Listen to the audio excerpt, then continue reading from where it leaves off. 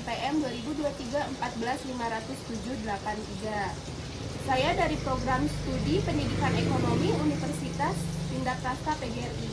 Di sini saya bersama narasumber saya yaitu Bapak Leo Septian SPD sebagai guru PJOK di Sekolah SMPN 1 Sukamakmur. Mohon izin Bapak, di sini saya akan bertanya beberapa pertanyaan mengenai profesi sebagai guru. Apa sih yang memotivasi Bapak menjadi seorang guru? Motivasi saya sebagai guru itu sendiri tidak luput dari sebuah keluarga, ya. Dari sejarah keluarga saya itu sendiri kebanyakan yang pertama lulusan sarjana, yang kedua memang ada sebagian keluarga dari profesi guru itu sendiri. Akan tetapi pilihan saya awal mula itu bukan dari profesi guru.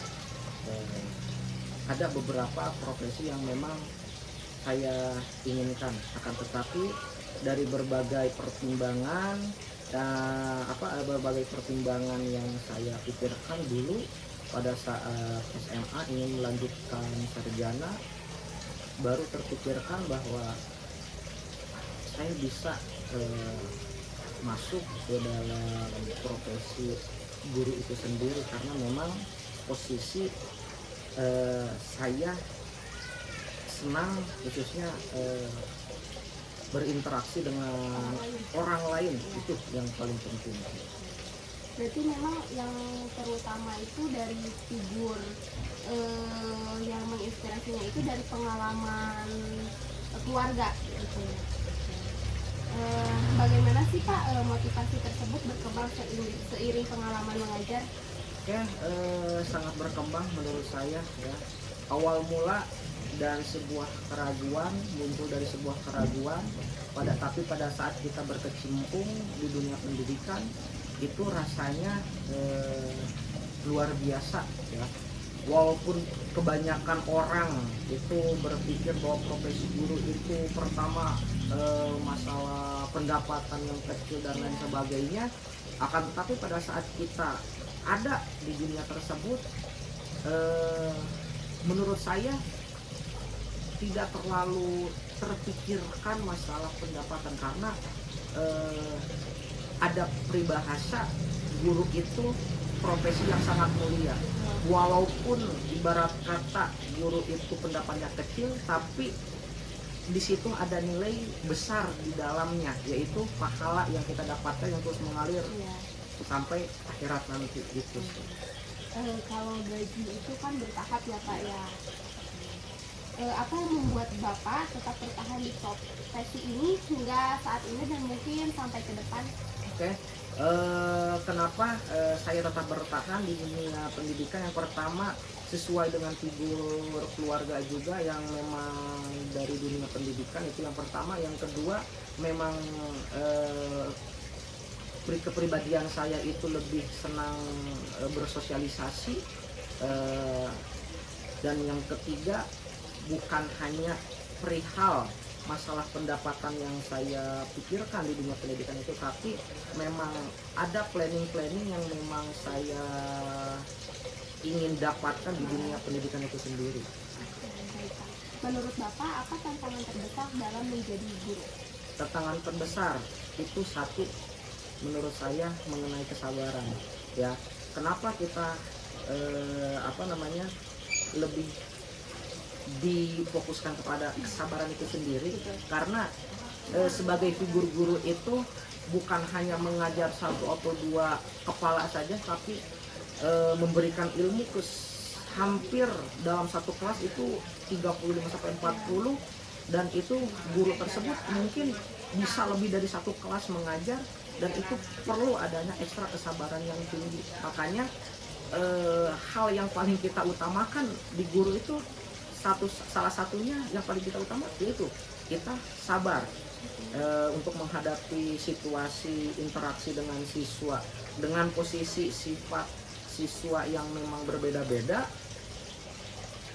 Kunci dari keberhasilan dalam sebuah pembelajaran dari situ, guru bisa mengendalikan kelas, dengan artinya kita perlu adanya tahapan-tahapan kesabaran yang memang benar-benar kita harus pelajari itu.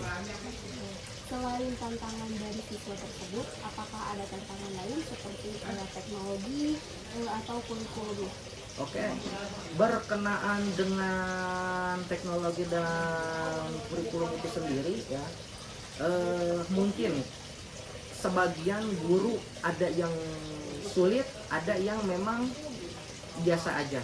Kalau menurut saya pribadi atau diri saya pribadi, untuk saat ini berkenaan dengan kurikulum, kalau kurikulum itu kan berkenaan dengan administrasi ya, administrasi semacam kayak modul, prota promes dan lain sebagainya. Salah satunya seperti itulah ya, berkenaan dengan kurikulum. Itu menurut saya khusus untuk alumni Gen Z lah bahasanya ya, atau guru-guru muda mungkin nggak terlalu susah ya. Akan tetapi mungkin kalau guru-guru yang masa lampau yang memang usia lanjut, mungkin mengenai kurikulum itu sendiri sedikit agak susah, karena memang posisi kalau usia lanjut itu bukan memikirkan administrasi, bukan memikirkan sesuatu hal di luar ilmu yang dia dapat gitu. Jadi mindset mereka itu yang lampau, susah untuk menerima dari luar. Menurut saya seperti itu. Cara mengatasi dalam kesehariannya gimana Pak? Cara mengatasi keseharian kalau saya sih lebih menikmati ya, menikmati setiap alur dan prosesnya. Karena jika kita setiap pekerjaan itu dibawa beban, dibawa pusing, ya itu nggak akan ada selesai-selesainya. Makanya kunci dari proses menikmati proses ini bukan hanya di profesi guru aja, tapi di profesi yang lain. Salah satunya apa? Pekerjaan itu harus sesuai dengan hati kita. Ya, harus disukai dulu. Nah, harus disukai dulu oleh kita. Baru kalau kita setelah menyukai profesi kita, udah nggak akan ada yang rasanya itu ya stres dan segala macam itu nggak akan ada. Dari semua tantangan itu ada nggak perubahan yang Bapak harapkan yang akan terjadi untuk meringankan tantangan tersebut? Banyak yang bisa meringankan ya. Salah satunya dari support rekan sejawat atau disebut ya rekan kerja kita, orang-orang terdekat kita ya, orang terdekat kita di kelas di sekolah, orang terdekat kita di luar sekolah. Mereka saling mensupport, mereka saling mendukung pekerjaan kita. Tidak ada rasa itu menurut saya berat, karena dari support mereka, kebahagiaan mereka yang ditularkan ke kita, itu udah sebuah obat bagi kita yang terus tegak pada profesi kita yaitu guru itu sendiri. Bagaimana Bapak membangun hubungan positif dengan siswa? Salah satu ya kunci dari berjalannya suatu pembelajaran, salah satu yang tadi kakak tanyakan pada saya berkenaan dengan keakraban kita ya kepada siswi kita atau peserta didik kita. Salah satunya apa? Komunikasi kita yang benar-benar jalan dengan mereka. Ya, kunci itu kalau kita komunikasi kita terhadap mereka itu sulit, itu jarak kita guru dengan siswa itu agak nggak akan seharmonis yang kita bayangkan. Tapi kalau kita komunikasi kita jalan, kedua yang tadi saya bilang utamanya kita harus sesuai sehati dengan profesi kita, dengan dibarengi dengan komunikasi yang jalan antara kita dengan siswa, itu hal yang sangat bagus untuk terus berjalan komunikasi yang lebih positif dengan mereka. Adakah pengalaman khusus yang membuat Bapak merasa hubungan guru dan siswa itu sangat penting? Menurut saya sangat penting karena di dalam pembelajaran itu sendiri ya, pengalaman saya dulu sebagai siswa ya, kita tidak berbicara sebagai guru terlebih dahulu. Saya sebagai siswa dulu ya, bisa hubungan kita baik dengan guru tersebut dengan cara apa? Kita sebagai siswa harus memiliki rasa suka terhadap pelajarannya. Itu yang pertama. Yang kedua, kita harus punya tumbuh rasa suka pada gurunya. Dari kedua elemen tersebut tidak ada dalam diri siswa, itu sangat sulit